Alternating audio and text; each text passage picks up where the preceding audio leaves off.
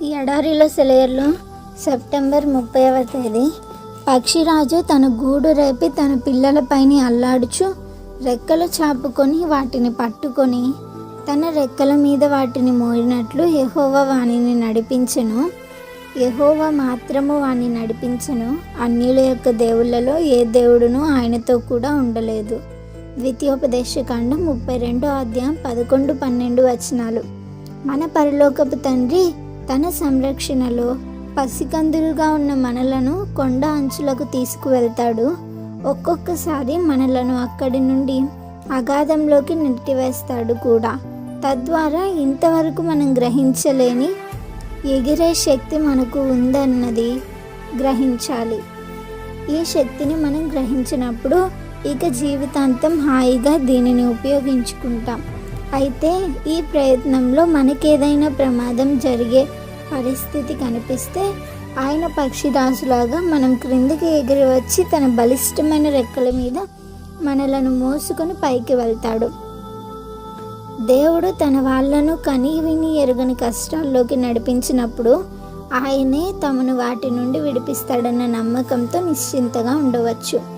దేవుడు నీ మీద ఏదన్నా బరువు పెడితే దాని క్రింద ఆయన చెయ్యి ఉంటుంది. ఒక బ్రహ్మాండమైన మర్రి చెట్టు క్రింద ఒక చిన్న మొక్క ఉంది. దానిపైన పరుచుకొని ఉన్న మర్రి చెట్టు నీడ గురించి ఆ మొక్క ఎంతో సంతోషిస్తూ ఉండేది.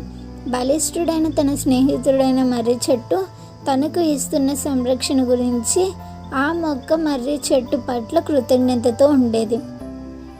ఒక రోజున ఒక వ్యక్తి వచ్చి గొడ్డలితో ఆ గొప్ప మర్రి చెట్టును నరికేశాడు. ఆ చిన్న మొక్క విచారానికి అంతులేదు.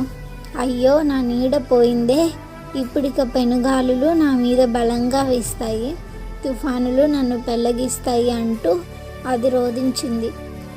ఆ మొక్కను అంటిపెట్టుకొని ఉన్న దేవదూత అన్నాడు, కాదు కాదు, ఇప్పుడు సూర్యరశ్మి నీ పైన ప్రసరిస్తుంది, వర్షపు చినుకులు నేరుగా ధారాళంగా కురుస్తాయి, మొక్కగానే ఉండిపోయిన నీ దేహం సౌష్ఠాన్ని పుంజుకొని విరబూస్తుంది, నీ పూలు ఎండలో చిరునవ్వులు చిందిస్తాయి, నిన్ను చూసిన వాళ్ళంతా అంటారు, ఈ చిన్న మొక్క ఎంతలా ఎదిగిపోయింది, ఇప్పటిదాకా దానికి ఉన్న ఆశ్రయం నీడ తొలగిపోగానే ఇది ఎంత అందంగా నవనవలాడుతూ ఉంది.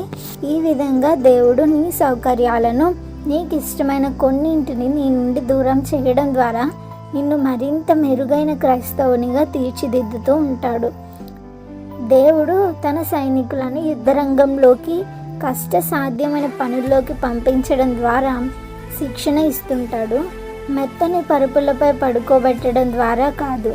ఆయన వారిని సెలయేర్లు దాటిస్తాడు, నదుల్ని ఈదిస్తాడు, పర్వతాలు ఎక్కిస్తాడు, విచారమైన బరువైన సంచుల్ని వారి వీపులకి కట్టి దూరదేశాలకు నడిపిస్తూ ఉంటాడు.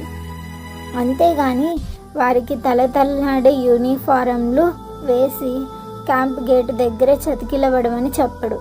సైనికులు అంటే యుద్ధరంగంలో తమ వీరత్వాన్ని ప్రదర్శించిన వాళ్ళు. శాంతికరమైన సమయాల్లో సైనికులు అవసరం లేదు. తుపాకీ మందు వాసనలో, ఫిరంగి మోతాల్లో, పొగల్లో, తుపాకీ గుండ్లు దూసుకుపోతున్న స్థలాల్లో మాత్రమే సైనికుడు శౌర్యాన్ని నేర్చుకుంటాడు. క్రైస్తవుడా, నీ కష్టాలన్నిటికీ ఈ ఉదాహరణ చాలదా? నీలోని శ్రేష్టతను దేవుడు బయటకు తెస్తున్నాడు.